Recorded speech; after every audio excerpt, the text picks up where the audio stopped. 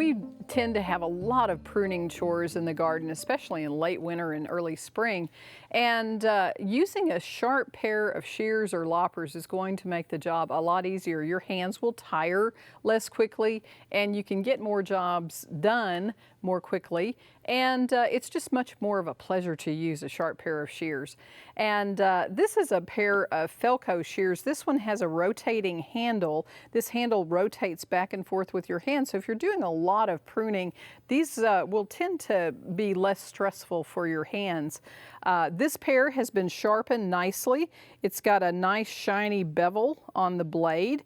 And I've taken care to clean all of the sap that's collected on the blades over time. A lot of plants, like especially rosemary and eucalyptus and pine, really produce a lot of sap and make your shears really sticky, and you'll get a lot of residue in here, and that tends to make your shears not open and close as easily. You lose the spring action. This pair of shears also needs to have the bevel sharpened quite a bit, and the springs tend to get very dirty, and you'll get a lot of dust and dirt that will collect in the joints of your pruners. So you want to make sure that you clean those up. Same is true with your lopping shears. And with a pair of lopping shears like this, you need to do quite a bit of cleaning to get them ready to go. I'll first use a piece of sandpaper and clean off any sap. And you want to use a fine sandpaper. This is a 400 grit.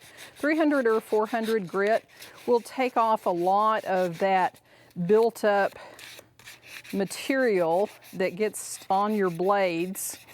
And if you have a heavier level of dirt or even rusty shears, you may even want to use a small wire brush.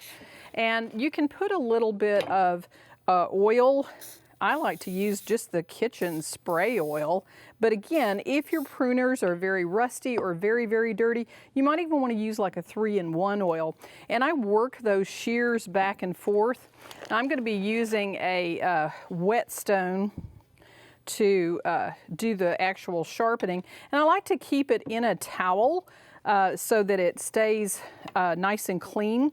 And this is a stone oil. Now your stones have a fine side and a coarse side. Usually the lighter colored side is going to be your fine side. And you want to make sure that the stone is really oiled. You can see that that oil soaks into the stone, and you want to use a special sharpening oil. You'll start out with the more coarse side, but I'm going to give this just a little bit of scrub and clean up some of that dirt and dust that's collected in the nooks and crannies there, and wipe that off.